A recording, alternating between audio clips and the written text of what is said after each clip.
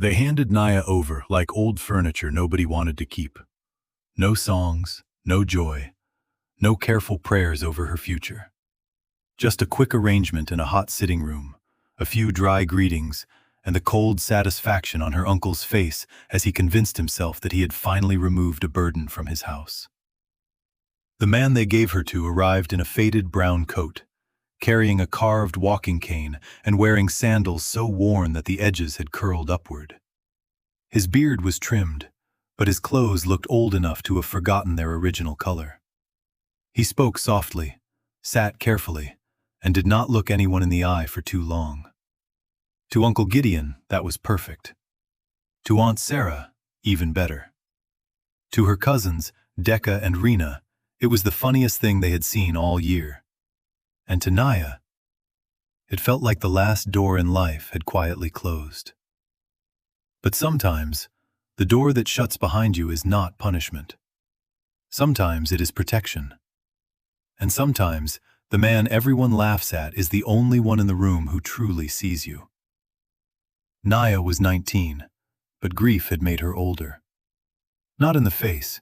Her face was still soft, still young, still carrying the kind of calm beauty that made strangers look twice before they realized she was the girl carrying basins, scrubbing the veranda, or rushing to the roadside kiosk with coins wrapped in cloth. It was her eyes that were older. Eyes that had watched sickness take her mother slowly.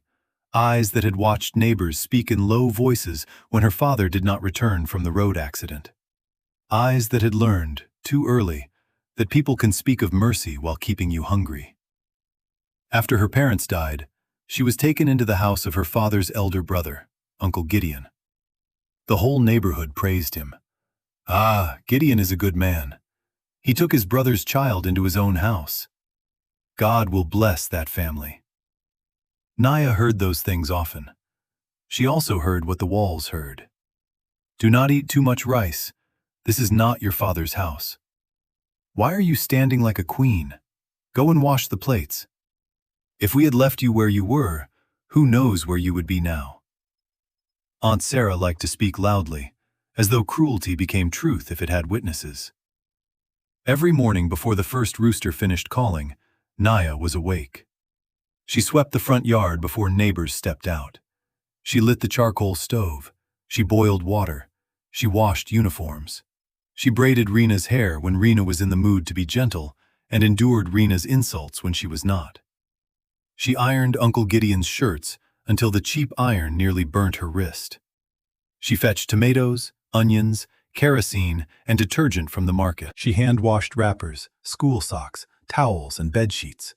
She scrubbed pots with ash when there was no soap left. If visitors came, she served them. If anything was missing, she was blamed. If anything broke, she was questioned. And if anything good happened in the house, her name was never mentioned. Still, there was something in Nia that her relatives could not kill. Not because she was loud, not because she fought back, but because she had decided, quietly, without telling anyone, that pain would not teach her to become hard.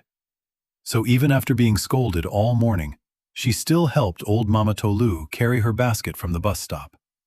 Even after Aunt Sarah mocked her torn slippers, she still shared half her bean cake with the little boy who sold sachet water at the junction. Even after Decca laughed at the holes in her blouse, Nia still sewed one of Decca's skirts when the hem tore before church. People in the neighborhood noticed. She is a good child, some women would whisper. She greets with her full chest. She has suffering in her life, but no poison in her mouth. Inside Uncle Gideon's house, kindness made no difference. Outside, it became Nia's only wealth. The trouble began because Nia was not trying to be seen. If she had been proud, if she had flirted, if she had chased attention, perhaps her cousins would have hated her less. But Nia did nothing. That was the problem. She simply existed. And somehow, whenever men came to visit Uncle Gideon's daughters, their eyes would drift toward the girl in the background. The first was a bank clerk who came with biscuits and bottled drinks to see Decca. Nia entered only to place cups on the center table. She wore a faded blue gown, no jewelry, no powder on her face, and her hair was tied back with black thread. She said, "Good evening," and left. Later, after pretending to discuss football with Uncle Gideon, the man asked casually, "Sir, the other young lady who brought the tray, is she your niece?" The air in the room changed immediately. Uncle Gideon laughed too hard. "That one? She is nobody to discuss. Let us focus on Decca." The clerk did not return. Then came a tailor from the next district who had shown interest in Rena. He was all smiles until Nia came through the back passage carrying folded clothes.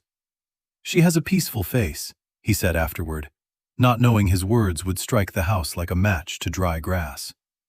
That night, Decca refused to eat dinner. Rena cried, though no tears came out. Aunt Sarah pulled Nia into the kitchen and gripped her arm so hard that her nails left half-moon marks. "What exactly are you doing?" she hissed. "Nothing, Auntie." "Do not lie to me. Men come here from my daughters and leave talking about you. Who gave you the right to stand where they can see you?" Nia lowered her gaze. "I was only serving them." "From today, serve and disappear." Uncle Gideon was worse because his pride had been touched. He sat in the sitting room after supper with a toothpick in his mouth and anger under his skin. "I know your type," he said, pointing at Nia. "Quiet girls are the most dangerous. You people act innocent, but you are using your face to spoil market for others." Nia said nothing. He leaned forward. "Listen to me well. The kind of man my daughters deserve will not slip away because of one orphan under my roof. Since all these men are looking where they should not look, I will solve the matter myself. The first useless man who comes asking for you, I will give you out sharp. No delay, no complaint. You will go and learn that beauty without backing is dust." Those words entered Nia like cold rain. Not because she believed them, but because she knew he meant them. From that day, the house grew tighter around her. Aunt Sarah made sure Nia stayed in the backyard when visitors came. Decca and Rena began mocking her openly. "Make sure you hide your face. Another husband may faint."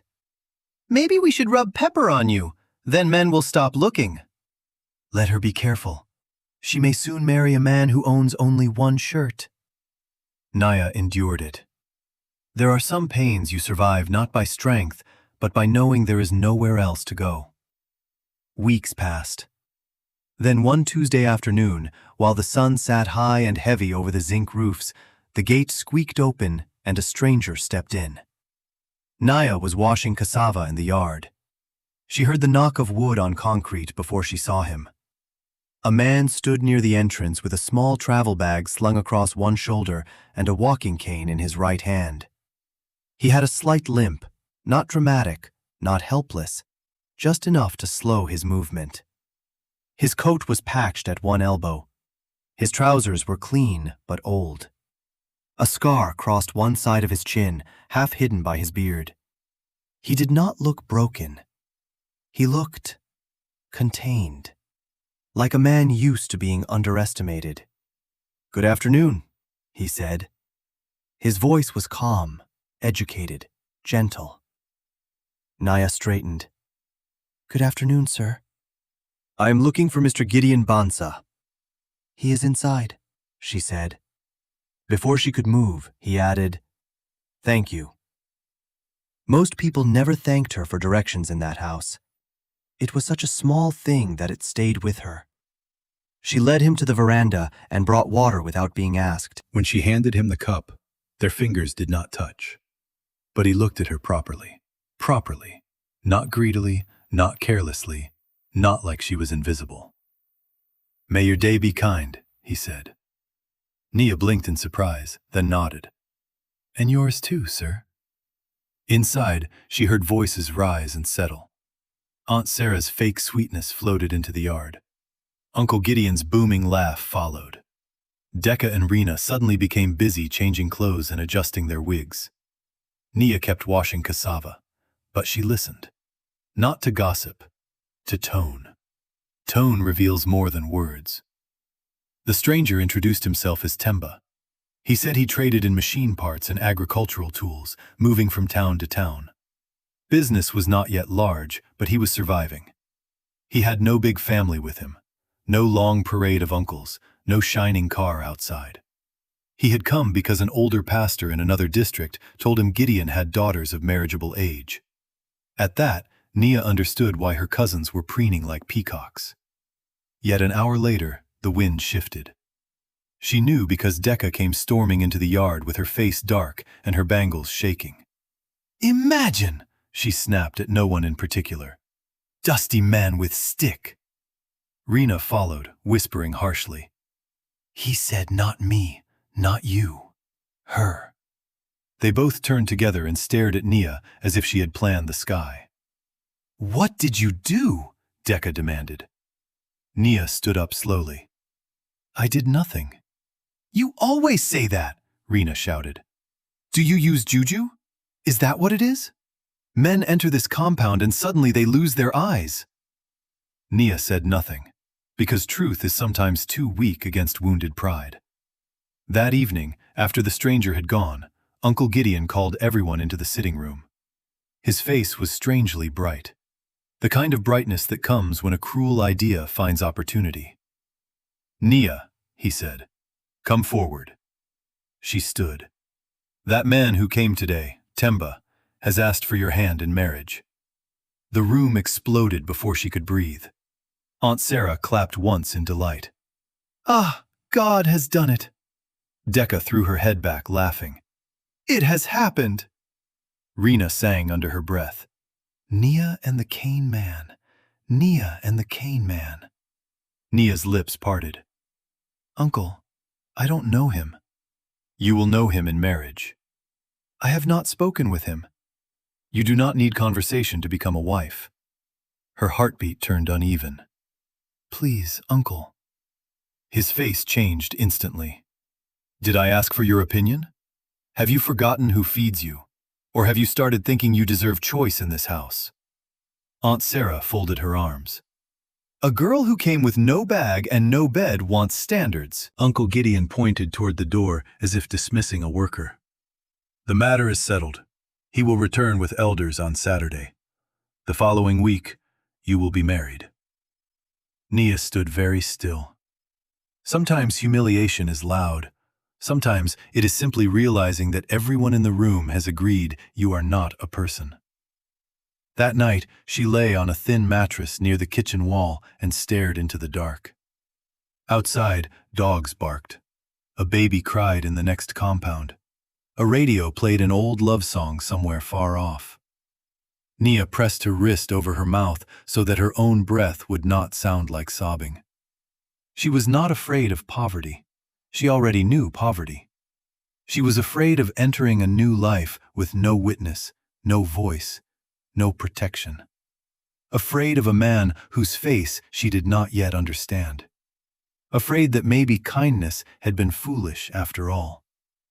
And still, when morning came, she got up and boiled water for everyone else.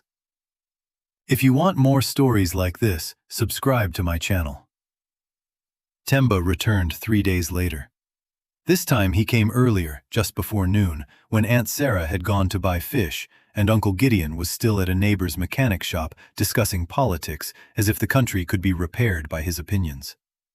Only Decca and Rena were inside, oiling their hair and arguing over a borrowed handbag. Nia was alone at the back, hanging washed cloth on the line. When she heard the cane tap softly against the side wall, she turned. Temba stood there, not too close. "I am sorry," he said. "I asked the younger girl if I could wait in the yard." Nia nodded. For a moment, both of them were silent. The quiet did not feel dangerous. It felt careful. Then he said, "I know this arrangement was not your choice." Nia looked down at the damp cloth in her hands. "Very little in my life has been my choice." He absorbed that without rushing to answer. "I will not pretend that what your uncle is doing is noble," he said. "It is not." Nia frowned slightly. That was not what she expected from a man seeking approval from the same uncle. "Then why are you agreeing?" she asked. His gaze moved briefly to the line of clothes dancing in the breeze. "Because I came for you." The words were simple, but they made her grip the clothespin tighter. "You do not know me," she said. "I know enough to ask." "How?" "I have seen you before." That surprised her. He continued, "At the roadside 2 weeks ago, when rain started. You pulled an old woman under the shop awning before covering yourself. The next day, I saw you again at the market. A tomato seller dropped her tray and everyone stepped over her produce. You knelt to help gather it. Last week, outside this very gate, a little boy was crying because another boy stole his bread. You gave him yours." Naya searched her memory. She remembered those moments. She did not remember him. Perhaps because no one imagines they are being noticed when they are simply being themselves. "You watched me?" she asked. "I observed," he replied. "There is a difference." His answer was so calm that she almost smiled, but the smile died quickly. "You appear poor," she said before she could stop herself. He inclined his head. "Yes." "You limp." "Yes." "My uncle thinks he is punishing me by giving me to you." "I know." "Does that not offend you?" A shadow of humor passed through his eyes. "It does, but not enough to stop me." She studied him more openly then. He was not handsome in the polished, city-bred way that made girls whisper. But there was something steady about him. His shoulders were straight. His speech had weight. Even his old clothes seemed chosen, not accidental. "What kind of life are you offering?" she asked quietly. "An honest one." "That is a small answer." "It is also a rare one." The wind lifted the edge of the cloth between them. Naya swallowed. "You may be kind," she said, "but I am still afraid." "That is fair." "What if after marriage you change?" "Then I will be the liar, not you." "What if you are only saying these things because you want me to agree?" He rested both hands lightly on the top of his cane. "Then time will expose me." There was no urgency in him, no desperate performance, just patience. Then he said the one thing that entered her heart and remained there. "If you come with me and find no peace, I will not cage you." Naya stared at him. He went on. "I do not want a prisoner. I do not want a servant. If all you can give at first is honesty, give me that. I can wait for the rest."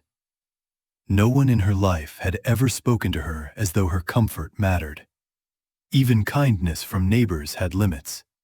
It was food, a kind word, an old blouse, a smile, a quick prayer.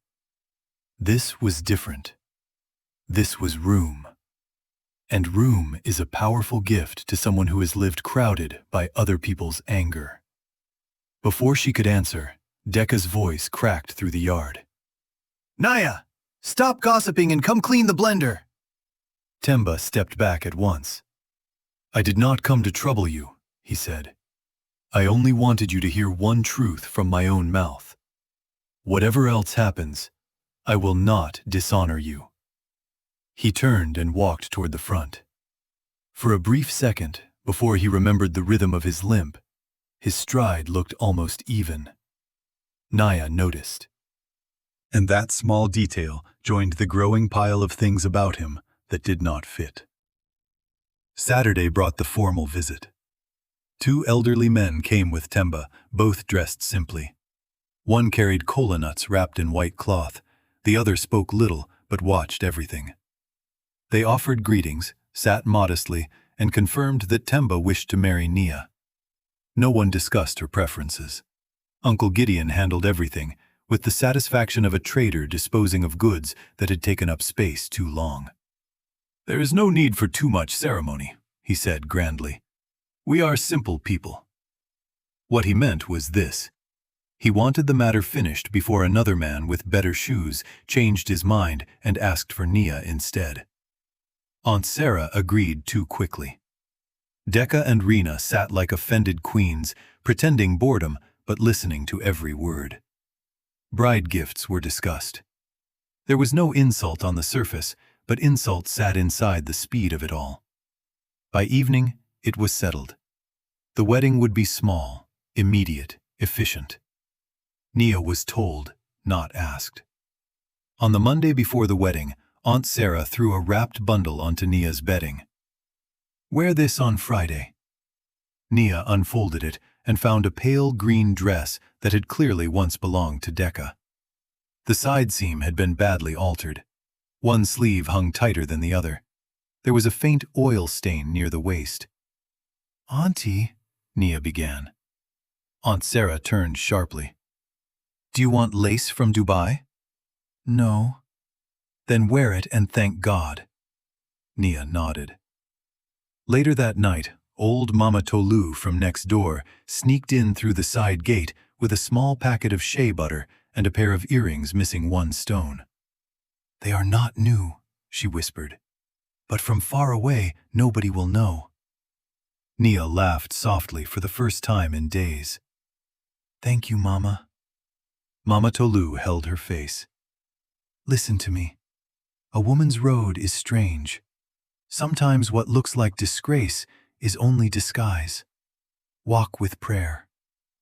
Nia carried those words into Friday like a folded cloth in her chest. The wedding itself was so small it almost felt secret. A local pastor came, wiping sweat from his forehead. A plastic table stood in the middle of the sitting room with a Bible, a pen, and one artificial flower bending sideways in a bottle. Uncle Gideon wore his best agbada and self-importance. Aunt Sarah wore a gele tied too high, as if height could turn bitterness into class. Decca and Rena sat together, looking as though they had come to watch a punishment. Nia entered last. The green dress fit badly, but she stood straight inside it. Her hair was neatly packed back. Mama Tolu's earrings glinted weakly against her neck. She wore no makeup. She had no bouquet, no mother to adjust her hem, no father to bless her forehead, only herself. Temba was already seated. His clothes were still modest, but cleaner than before. The coat had been exchanged for a plain dark tunic. The cane rested against his chair. When Nia sat opposite him, he did not smile widely or stare too long. He simply gave her one quiet look that said, "I am here, and I am steady." The pastor cleared his throat. He read quickly from Scripture. "Marriage is patience. Marriage is kindness. Marriage is faithfulness. Words everyone says, words few people honor." Then came the vows. "Temba Kato, do you take Nia Bansa to be your lawful wife?" "I do," he answered. His voice did not tremble. "Nia Bansa, do you take Temba Kato to be your lawful husband?" The room held its breath. Nia looked toward Uncle Gideon and saw not love, not concern, not even duty, only impatience. She looked at Aunt Sarah and saw relief. At Decca and Rena, satisfaction. Then she looked at Temba, and in his face she saw something she had not seen in any of the others. Respect. Not performance, not pity. Respect. "I do," she said softly. The pastor pronounced them husband and wife. No ululation followed. No one cried with joy. No one sprayed money. Aunt Sarah muttered, "At last." Uncle Gideon shook Temba's hand like a man finalizing a delivery. And that was all. Nia's old life ended with less celebration than a neighbor's naming ceremony. As she stepped outside, her heart beat wildly. She expected they would walk to the roadside and take a crowded minibus to whatever cramped room would now be her home. Instead, at the edge of the compound, a dark silver vehicle waited under the jacaranda tree. Not flashy, not decorated, but expensive. Nia slowed. A driver in a crisp white shirt stepped out immediately and opened the rear door. "Good afternoon, sir," he said to Temba with formal ease. Then he turned to Nia. "Welcome, madam." Nia thought perhaps he was mocking her, but his face held no joke. Temba gestured gently. "Please." Nia entered the car in stunned silence. The door closed softly. Cool air surrounded her. For a few seconds, she could only hear the hum of the engine and her own pulse. Outside, Uncle Gideon's compound shrank behind them. Nia turned slowly to face her husband. "Who are you?" she asked. Temba held her gaze. "A man who keeps his word," he said. "That is not an answer." "No," he admitted. "It is only the beginning of one." The car moved through busy streets, then quieter roads, then toward an area Nia had only ever seen from bus windows. Wide avenues, trimmed hedges, guarded gates, houses set far back from the road. She glanced out, then back at him. "This is not where poor machine traders live." "No." "And your driver called you sir?" "Yes." "You do not truly limp, do you?" At that, he almost smiled. "I injured my leg years ago. The pain comes and goes. The limp is real enough. I only let people notice it more than necessary." Nia stared. Nothing in her life had prepared her for this kind of confusion. The car passed through black iron gates and rolled into a compound so large it seemed to carry its own silence. Trees lined the driveway. Warm lights glowed along the path. A fountain whispered at the center of a circular garden. The house ahead was not merely big, it was deliberate, strong, elegant, restrained. Staff stood by the entrance. Not many, just enough to show that this was a place used to order. As Nia stepped out, they greeted in unison. "Welcome home, sir." "Welcome home, madam." Home.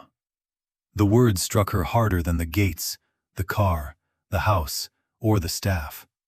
Because nobody had ever said it to her like they meant it. Temba did not press her for questions that night. He led her through the entrance hall, past art she did not know how to interpret and polished floors that reflected the chandelier light, and into a quiet wing of the house. "This room is yours," he said. "Not ours. Yours." That, too, she noticed.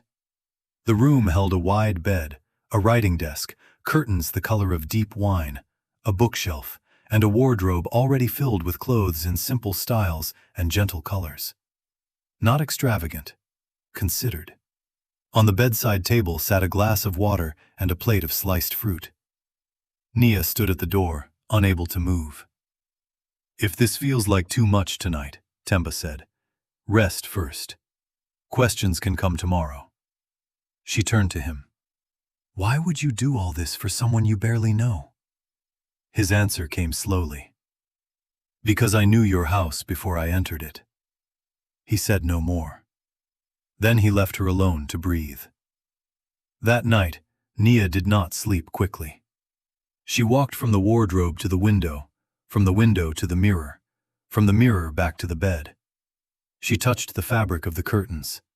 She opened and closed drawers. She sat on the edge of the mattress and stared at her own reflection, half expecting Aunt Sarah to burst in and accuse her of stealing another person's life. But the room remained quiet. For the first time in years, silence did not mean fear. It meant safety.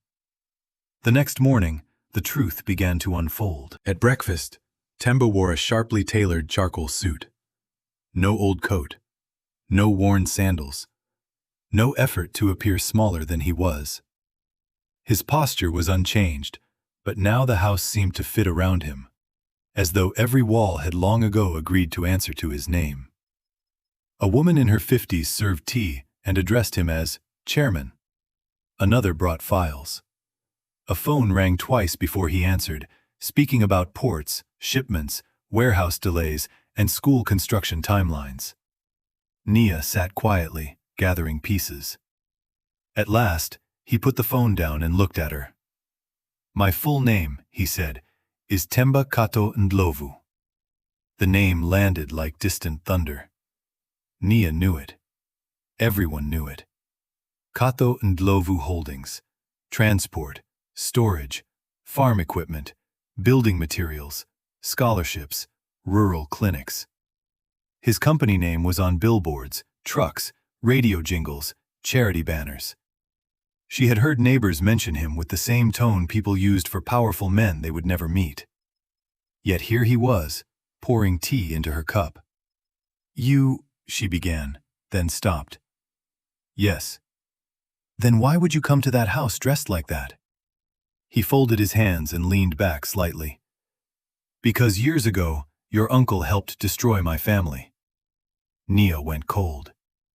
He continued before she could speak. "My mother built her first transport route with 2 trucks and faith. She carried produce from farms to city wholesalers. She was honest, strict, and too trusting. Your uncle was one of her field supervisors when he was younger. He handled payments in one district and paperwork for fuel contracts." Nia listened without moving. He learned fast. Not discipline, opportunity. Temba's voice did not rise. If anything, it became quieter. One season, when fertilizer and diesel prices shot up, several suppliers were paid in advance. My mother believed the routes would stabilize. Instead, money began disappearing. Receipts were forged. Deliveries were redirected. Debts accumulated under her company's name, while others ate from the confusion. "Uncle Gideon?" Nia whispered. "Yes. He always said he worked with a powerful company once." "He did." Temba looked out briefly toward the garden. "When the losses became too large, people blamed my mother. Not the workers beneath her, not the men who falsified accounts. Her. Investors pulled back, creditors pressed. She sold land, then trucks, then jewelry. The shame broke her more than the money did." He paused. "My father had already died by then. It was just her and me. I watched strong people become small because others lied." Nia's throat tightened. "What happened to her?" "She survived the scandal. Barely. But she never forgave herself for trusting the wrong men. Before she died, she told me something I have never forgotten." He looked directly at Nia. She said, "Wealth hides character. If you want to know the truth about a house, enter it with less than they respect." The words settled between them like something holy. "I spent years rebuilding," he said. "Quietly, carefully. I visited workshops, farms, markets, small churches, local councils. Sometimes as myself, sometimes not. I learned more in plain clothes than I ever did in expensive ones." "And you came to my uncle's house to test them?" "I came because I heard rumors first. About a family keeping an orphan girl like unpaid labor. About suitors coming for the daughters and leaving confused because the niece outshone them without trying. I wanted to see if the stories were exaggerated." He shook his head lightly. They were not exaggerated. Nia looked down at her cup. "No," she said. "They were not." He went on. "I also wanted to know whether anyone in that house still recognized humanity when it arrived looking poor." His gaze softened. "You did." Nia could not speak for several seconds. She had expected revenge in his story, maybe even pride. Instead, beneath everything, she heard grief. "You married me because I gave you water?" she asked at last, half disbelieving. He smiled faintly. "Not only because of that. Because you gave it without contempt. Because you saw a stranger and did not perform kindness for applause. Because pain had not taught you to despise weakness." He sat back. I did not choose you out of pity, Naya. I chose you because character is rare. Beauty gets attention. Character survives truth. No one had ever spoken of her that way. At Uncle Gideon's house, she had been a mouth to feed, a face to hide, a shadow to command. Here, for the first time, someone named her value without asking her to prove it. In the weeks that followed, healing did not come all at once. That is not how healing works. Naya did not wake up in silk sheets and immediately become free. Freedom had to travel through her slowly, through old reflexes and deep bruises. The first time a housekeeper asked, "Madam, what would you like for breakfast?" Naya answered, "Anything," and then apologized for saying anything, because in her old life, preference had been treated like arrogance. The first time Temba told her to sit while others cleared the table, she instinctively stood anyway. The first time she accidentally spilled water near the staircase, she froze, waiting for accusation. None came. Day after day, the absence of cruelty began teaching her a new language. Rest. Choice. Dignity. There was a room at the far side of the house that drew her again and again. It had belonged to Temba's mother. Not a bedroom, a workroom. Shelves lined one wall. On another stood framed sketches of uniforms, dresses, wrappers, blouses. A heavy cutting table sat near the center. 2 sewing machines rested under white cloth covers. There were baskets of threads sorted by shade, old measuring tapes, chalk, and ledgers full of neat handwriting. She designed school uniforms first, Temba told her one afternoon. Then workwear for women in markets. She believed clothes should help people stand straight. Nia touched one of the ledgers carefully. "This room still feels alive," she whispered.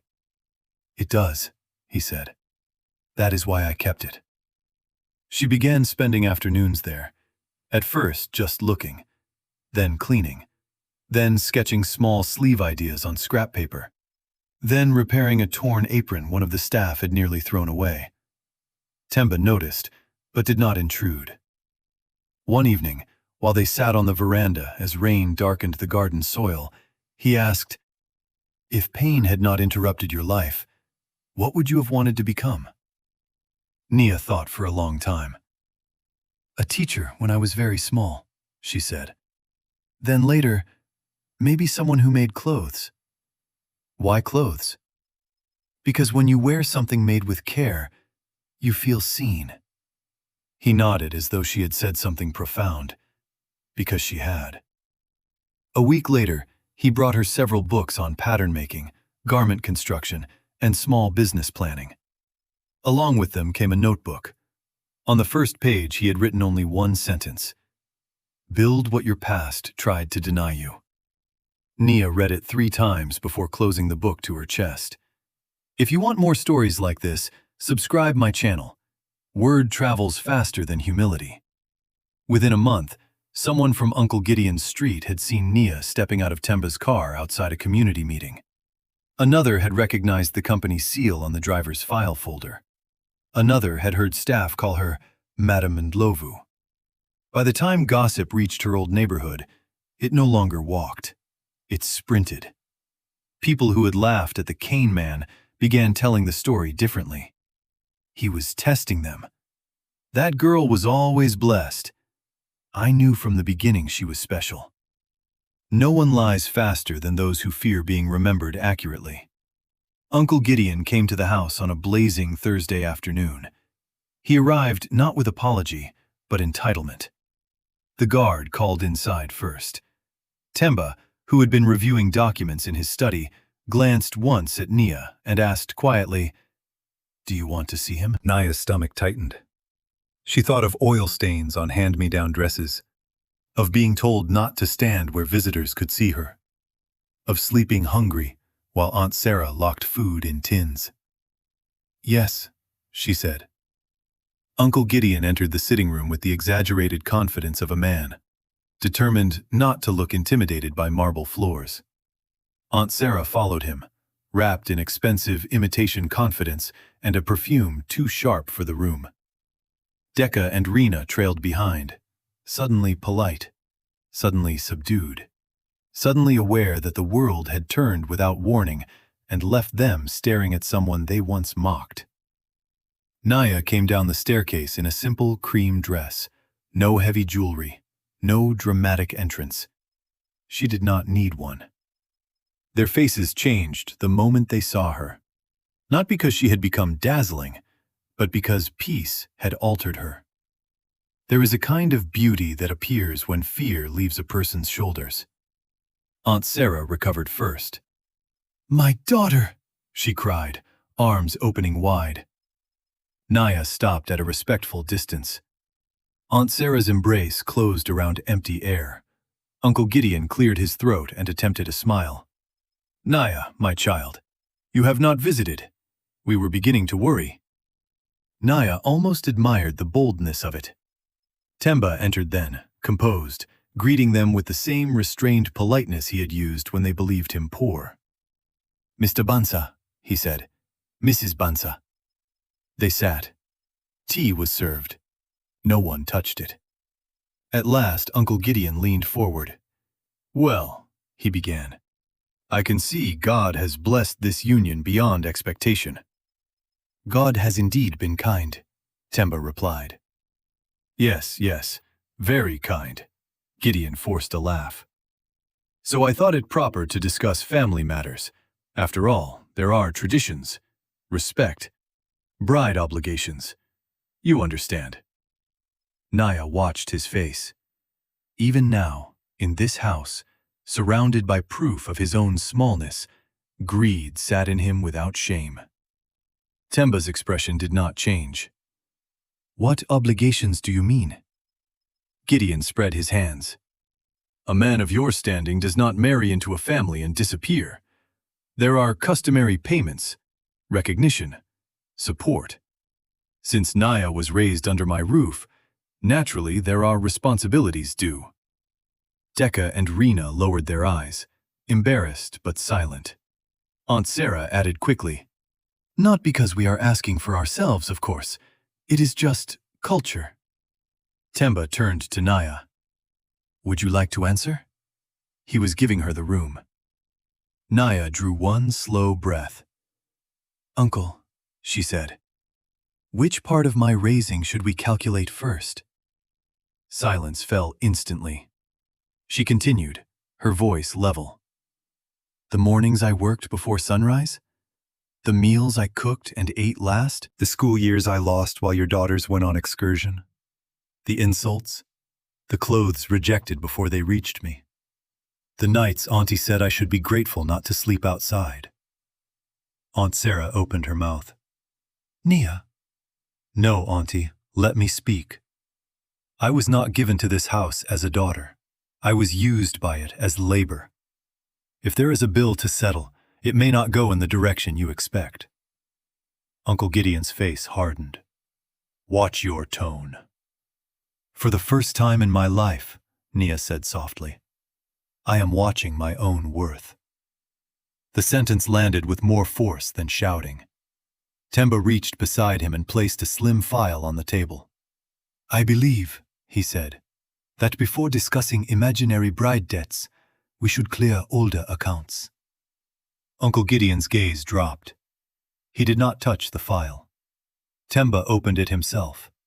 Inside were photocopies, signatures, old delivery records, fuel receipts, warehouse transfer slips, and a sworn statement from a former supervisor. "I told you once," Temba said, "that time exposes men. You met me as a poor trader and did not ask what I knew. These documents concern the losses you helped cause in my mother's business 21 years ago." Aunt Sarah went pale. Decca looked from her father to the file and back again, as though witnessing a stranger emerge from a familiar body. Rena whispered, "Daddy?"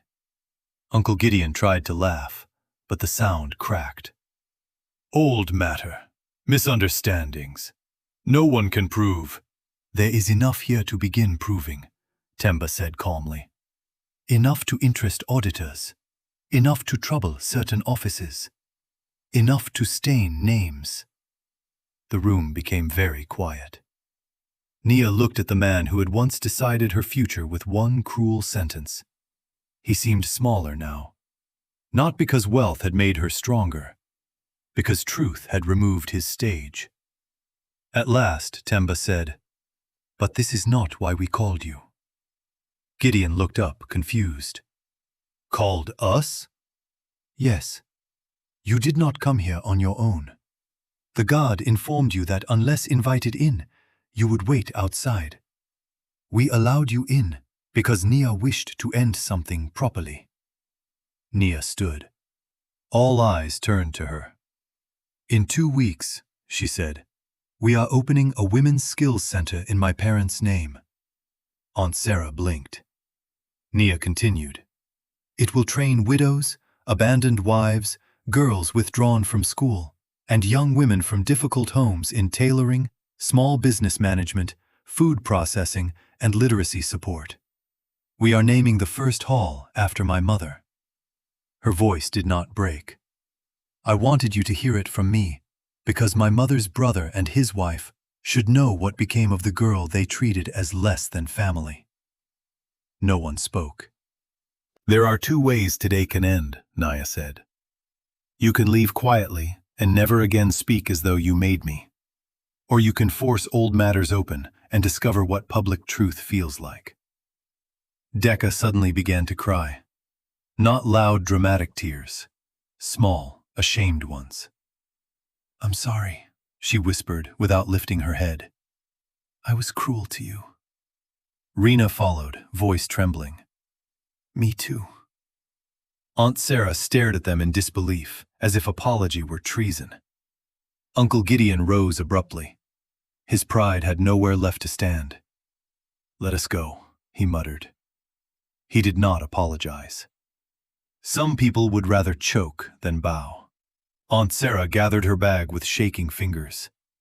Decca wiped her face. Rena dared one quick glance at Nia before following them out. When the door closed, Nia released the breath she had held for years. Temba remained seated. "Are you all right?" he asked. She nodded, then laughed once in disbelief. "I thought revenge would feel hotter. And what does this feel like?" "Cooler," she said. "Lighter." He smiled. "That is because justice and revenge are not twins." Preparations for the center consumed the next month. The building stood in a busy district near a market, close enough for women to reach on foot or by cheap transport, far enough from the city's richest corners to remain honest about who it was for. It was not grand. That mattered to Nia. She did not want a monument to generosity. She wanted a working place. The paint was clean. The windows were wide. One classroom held 6 industrial sewing machines.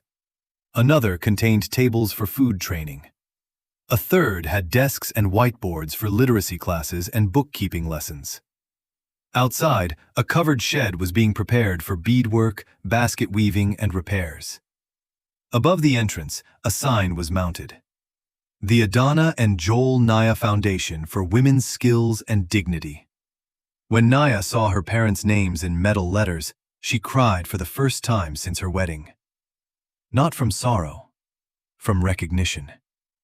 The opening day brought more people than expected. Widows in faded wrappers. Teenage mothers with babies tied to their backs. Girls with guarded eyes. Local pastors. Market association women. One radio presenter. 2 council representatives eager to be seen supporting anything hopeful. And, to Nia's surprise, Decca and Rena. They stood at the back, dressed modestly, without their old swagger. Uncle Gideon and Aunt Sarah did not come. Nia wore a simple yellow dress she had designed herself. Temba stood near the side, allowing the day to belong to her. When she took the microphone, the room settled. "My name is Nia," she began, and her voice carried farther than she expected. "For many years, I thought survival was the highest thing a woman could ask from life. to eat, to endure, to avoid trouble, to stay useful enough not to be thrown away. A murmur moved through the audience, the murmur of women hearing themselves. But survival is not the full promise of God for us, she continued. A woman is not born to become somebody's burden, somebody's unpaid labor, somebody's insult. She is born with dignity. More silence. Good silence. Listening silence. I know what it means to be in a house and still feel homeless. I know what it means to be useful and still be treated like waste. I know what it means to be invisible until somebody wants to blame you. Faces lifted. Tears appeared here and there. That is why this place exists. Not only to teach skills. Skills matter, yes. A woman should know how to earn, how to build, how to count her money, how to stand on her feet. But beyond skills, this place exists to remind you that your life is not over because somebody spoke badly over you. Applause rose, then settled. Nia looked toward the last row and saw a girl no older than 16, clutching a baby's blanket and staring like the words were water. No insult is prophecy, Nia said. No rejection is final heaven's decision over your future. And kindness is not weakness. The world may laugh at a kind heart. Let it laugh. Character survives storms that beauty, money, and noise cannot survive. By the time she finished, women were standing. Some clapped, some cried, some did both. After the speeches, applications opened immediately. The line stretched past the doorway. Nia moved among them, helping one woman fill out a form, showing another where to sit, kneeling beside a shy teenager who could barely write her name. The radio presenter later said that what made the event powerful was not the building or the donations. It was the fact that the founder looked at every applicant as if she remembered being one. She did. Days turned into a rhythm. Mornings with planning meetings, afternoons in the training rooms, evenings on the veranda with Temba, sharing tea and the strange gratitude of people who know life could have gone another way. One evening, as sunset painted the sky bronze, Temba asked, "Do you miss them?" Nia understood who he meant. She thought carefully. "I miss who I hoped they would become," she said. "Not who they were." That is an honest answer. She looked at him. "Do you ever regret testing people?" He leaned back and considered. "Sometimes. Not because it fails, because it often confirms ugly things." And yet you kept doing it. Yes. Why? He smiled faintly. Because every once in a while, it reveals someone like you. There are moments in marriage when love does not arrive with fireworks. It arrives with recognition. That was one of those moments. Not the first, not the last, but one Nia carried quietly inside herself. Months later, the center had trained its first graduating group. 7 women in tailoring, 5 in catering, 3 in bookkeeping support, 2 in machine maintenance, 1 in fabric sourcing and resale. Their stories spread. One widow opened a school uniform stall.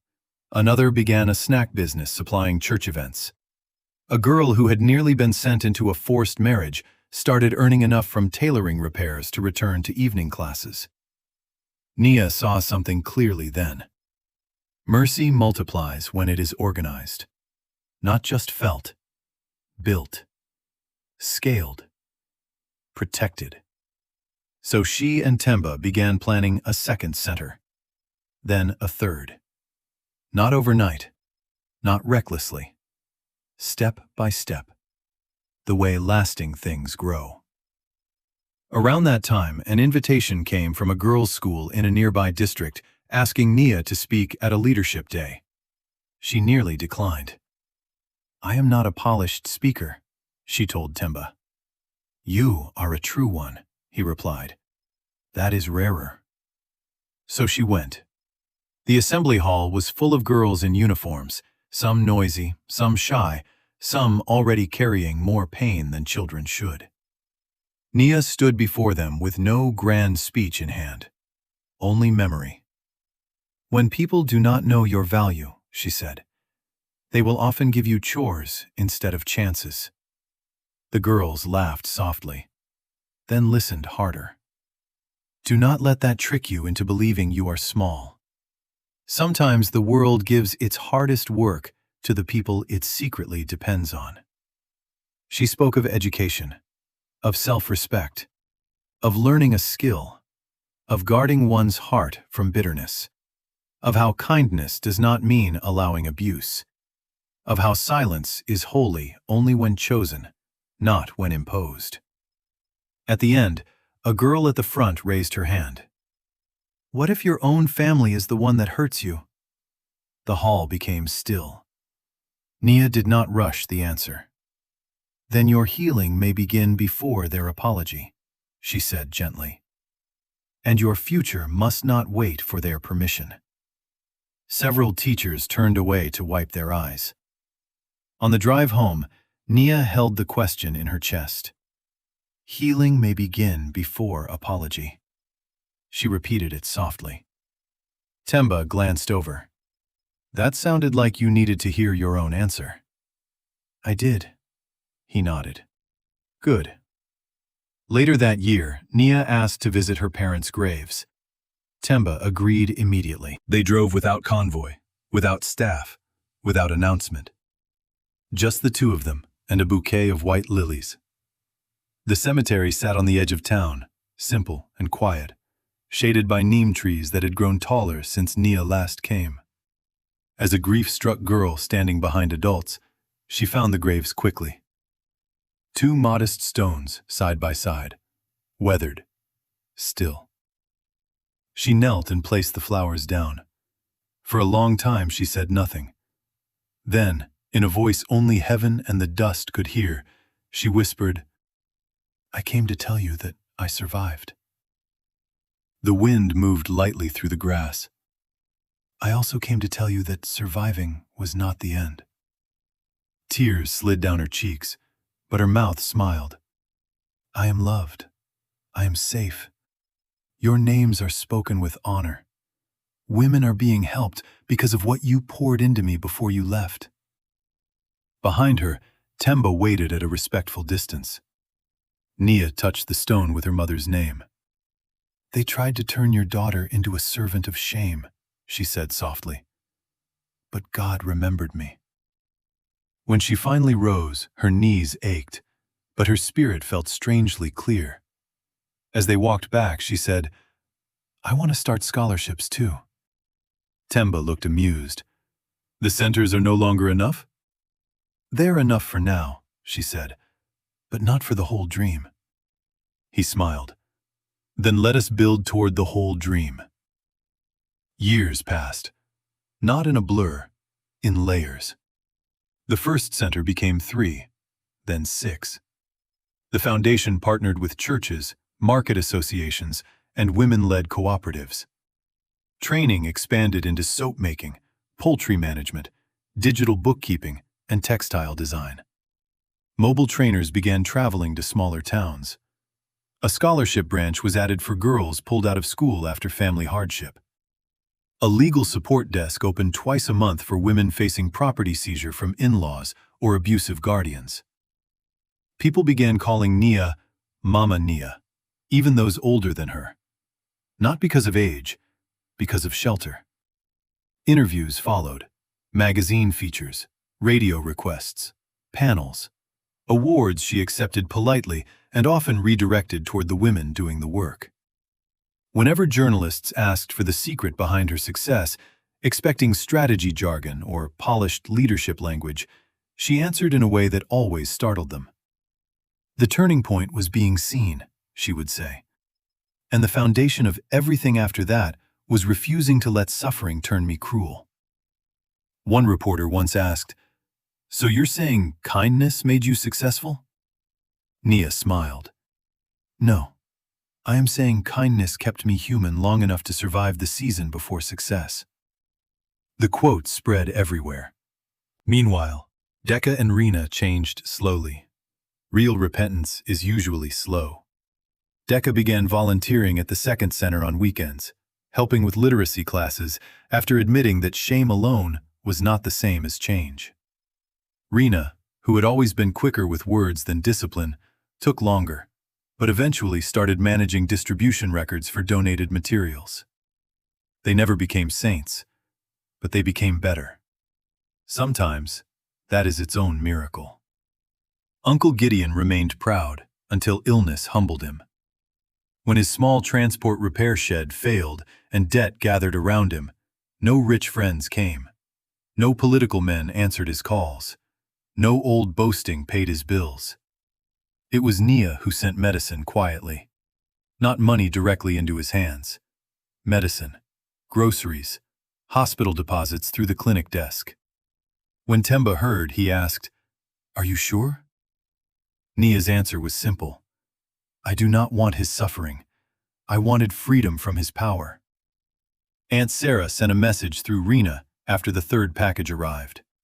She wanted to come and thank Nia in person. Nia agreed. The woman who entered her office that day hardly resembled the sharp-tongued ruler of years before. Age had softened her face, but regret had done more. She sat without elegance, without performance. For a while she could not speak. Then finally she said, "I thought cruelty made a house strong." Nia said nothing. Aunt Sarah stared at her own hands. "I was wrong." It was not a dramatic apology. No collapsing to the floor. No river of tears. Just truth. Plain and late. Sometimes late truth is still worth receiving. Nia nodded slowly. "Yes," she said. "You were." Aunt Sarah looked up in surprise, perhaps expecting comfort. Instead, Nia gave her honesty. Then, after a pause, she added, "But wrong is not the end if you let it teach you." That day did not erase the past. Nothing could. But it placed one final stone on the grave of the old power that house had once held over Nia's life. One dry season evening, years after the wedding that had begun in insult, Nia and Temba sat beneath the veranda lights, watching trainees laugh as they loaded fabric rolls into a van for a regional fair. "You know," Temba said, "the whole city still tells our story badly." Nia smiled. "Which version?" "The one where they say I disguised myself to find a wife." She laughed. "Did you not?" He tilted his head. "Partly. But I also disguised myself because I no longer trusted houses that greeted wealth better than truth." Nia reached for his hand. "And did you find what you were looking for?" He looked at her for a long moment.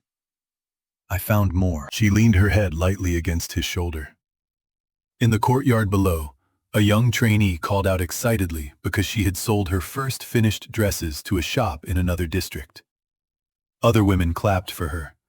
Someone began singing. Another joined. The sound rose into the evening air, full and bright. Nia listened, and in that music she heard every version of herself she had once been. The girl scrubbing pots before dawn. The orphan wearing a stained hand-me-down gown to her own wedding. The frightened bride entering a strange house. The woman standing at a podium saying dignity into rooms full of wounded strangers. All of them still lived in her, but none of them were trapped anymore. At last, she understood something her younger self could never have imagined. You do not always win by returning pain. Sometimes you win by becoming the proof that pain did not own you. And somewhere, in homes where girls were being mocked, ignored, overworked, and underestimated, her story began reaching ears that needed it. Not as fantasy, as warning, as comfort, as witness, as promise. That a cruel house is not the end of a life. That a quiet heart is not an empty one. That the people who dismiss you may one day be forced to learn your value from afar. And that sometimes the stranger everyone laughs at is carrying the answer to prayers you were too tired to pray anymore. So if you are listening to this story while sitting in a room where nobody sees your effort, hear this clearly. What they call small may be sacred. What they dismiss may be your seed. And what they tried to bury may yet become shelter for many. That was the legacy of Nia. Not that she married wealth, not that she escaped hunger, not even that justice found the people who wronged her. Her true legacy was this: she stayed kind without becoming weak. She became strong without becoming hard. And when life finally opened its hand to her, she filled that hand with doors for others. That is how a burden became a blessing. That is how a rejected girl became refuge. That is how a wedding arranged in mockery became the beginning of a kingdom built on dignity. If you want more stories like this, subscribe my channel.